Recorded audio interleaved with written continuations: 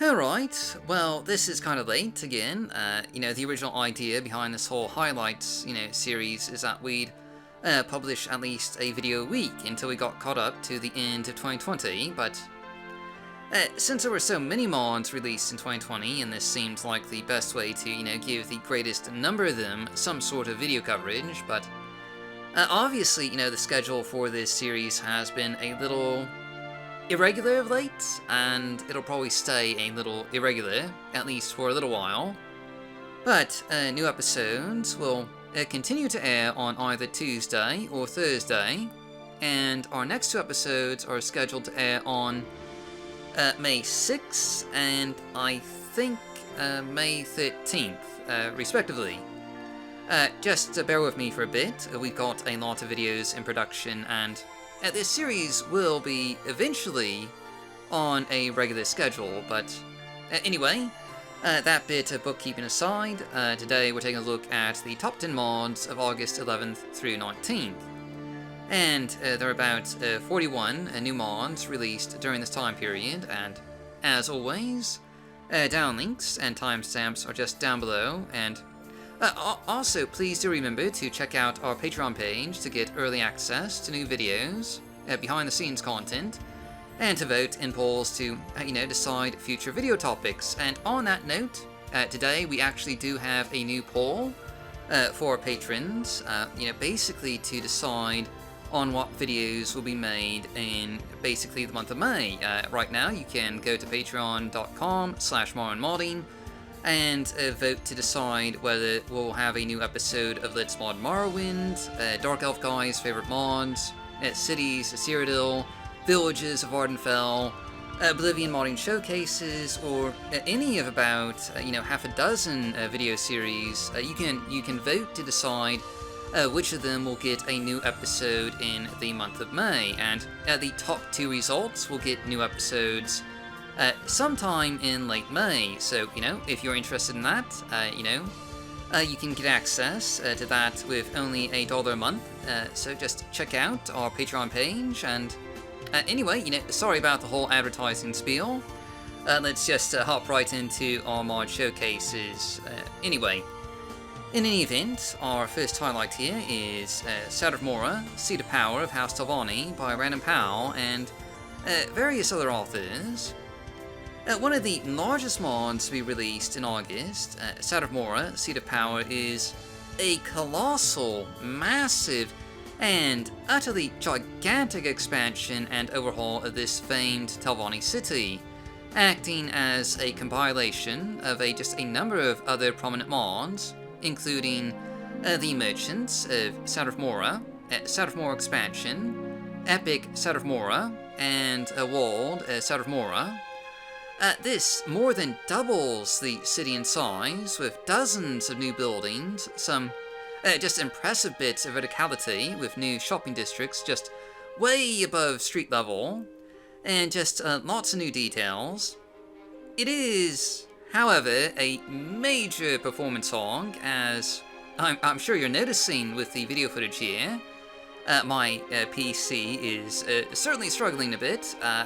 There is a more lightweight option available, but some performance impact is probably going to be a bit inevitable, but still, it's a really cool looking mod, and if you can get it to just, to run at a decent FPS, a great addition to your game. Moving on, we're next taking a look at Ursulaku Burial Caverns Overhaul by Ramiros. Now, we actually just showcased this mod not too long ago, but if you missed it, this is basically an overhaul and expansion for the Ursulaku Burial Caverns, one of the dungeons, related to Morrowind's main quest, adding lots of new atmospheric details to the core chambers of the Burial Caverns, and adding 3 new caverns for you to discover and fight through. Not to mention new graphical replaces for some of the unique weapons that you can find in the Burial Caverns. This has been merged into Ob, Tombs, and Towers, but, either way, it's a great overhaul for just a fantastic dungeon romp. And next, we have Plesiad, the Cozy Imperial Town by Random Powell and various other authors. Basically the exact opposite of Random Powell's Set of Mora mod. This is a fairly lightweight overhaul of Plesiad, mostly focusing on the Plesiad Keep, using Stav Rogan's overhaul as a guide, but with a slight change to make it better match the interior. Otherwise, this simple overhaul merely moves the guard tower to the entrance of town, and adds a new home for one of the town's previously homeless NPCs. It also adds in just a little bit of detailing here and there, but for the most part, mostly keeps Plesiad the same here, and if you're into that, this is just a really great mod to check out here. But, going on here, we're taking a look at Imperial Carriages by Baron Nolan von Straya. And, this mod simply adds a new travel network to Vardenfell and the Tamriel-built mainland, with new horse-drawn carriages that you'll now find stationed at Imperial towns and villages. These can take you to other Imperial settlements like Fort Moonmoth, Caldera, Ebonheart, the Foreign Quarter, and so on and so forth. As for how these horses haven't been eaten by the native Dunmeri population, that's a complete mystery, but, still, this is a pretty neat convenience mod to check out here. Moving on, our next highlight is Marin's Misfit Mabragash by Mystica Lodi. Another mod that we've showcased, relatively recently. This is a quest and dungeon mod released for one of the mod jams last year. That adds a new quest to the Marin Ancestral Tomb, where you'll have to deliver a drum to a recent Ashlander exile, who has made her home at the bottom of just a rather long drop into a cavern and, tomb complex just down below. This is a really scenic little dungeon mod that was, built in only 48 hours, with a fairly fun quest and dungeon adventure for you to go on. Since we've already, featured it before, I won't spend too much time re-showcasing it, but, I do highly recommend, checking it out, just if you haven't done so already. And next up, we have Insanity Weapons Plus by Anne Rohal and Insanity.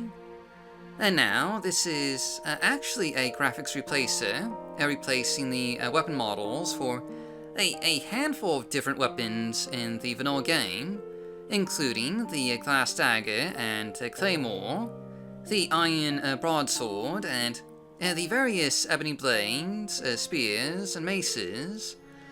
These are, some pretty nice looking replaces, done in the style of Insanity's weapon mods, and they might make just a fine addition to your game, though this is just a rather, small mod, so that's pretty much all there is to see here. So just going on to our next highlight, we have Fallen Ash by Greatness 7 and Null Cascade.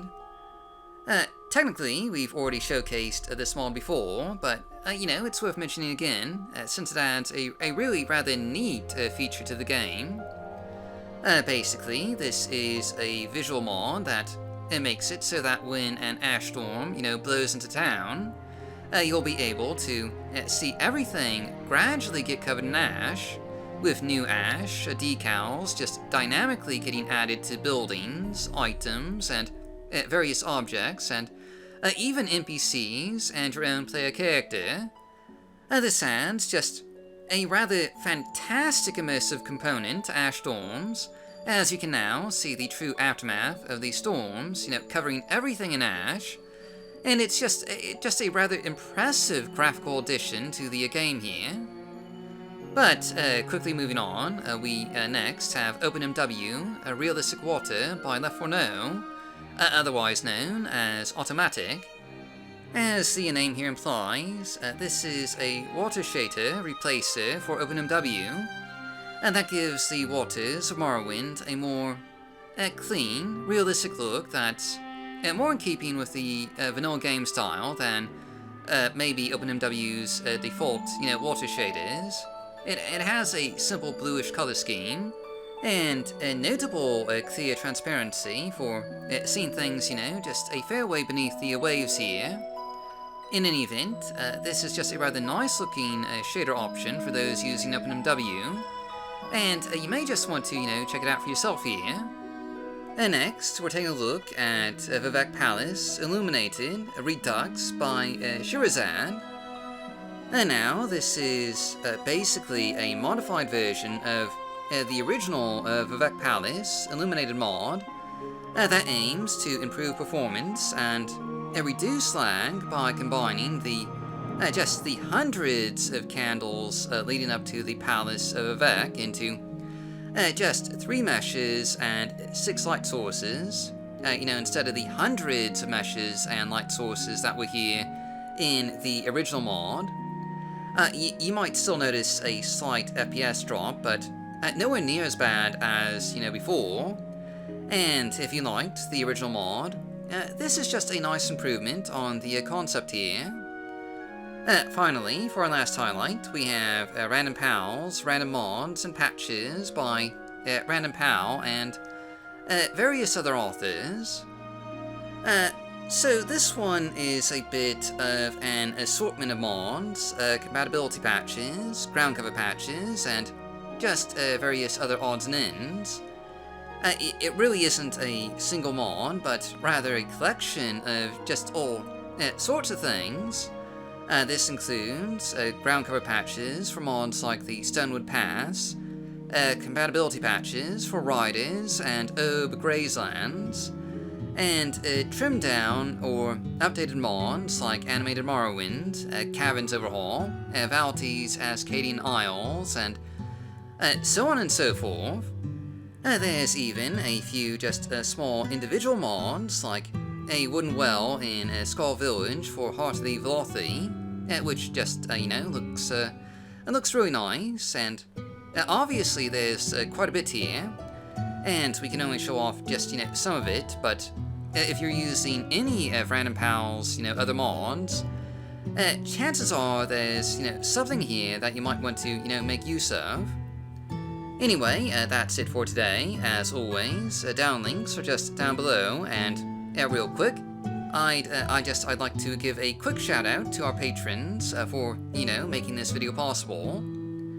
Special thanks goes to Area 5 / Sumbelmeen, Kiwi, Cyprinius, Danae, Dilliant, Langastier, Melkor Dog, Null Cascade, Old Navy Twidget, Operator Jack, Pura Q's, Poviholo, Risalith, Sokacat, and Talvani with 8,000 nicknames. If you'd like to join them, check out our rewards, including early access, behind-the-scenes content, and access to polls to, just decide what kind of content we showcase. Visit our Patreon page at patreon.com/MorrowindModding. Thanks for watching, and as always, stay safe, stay healthy, happy modding, and I'll see you all next time.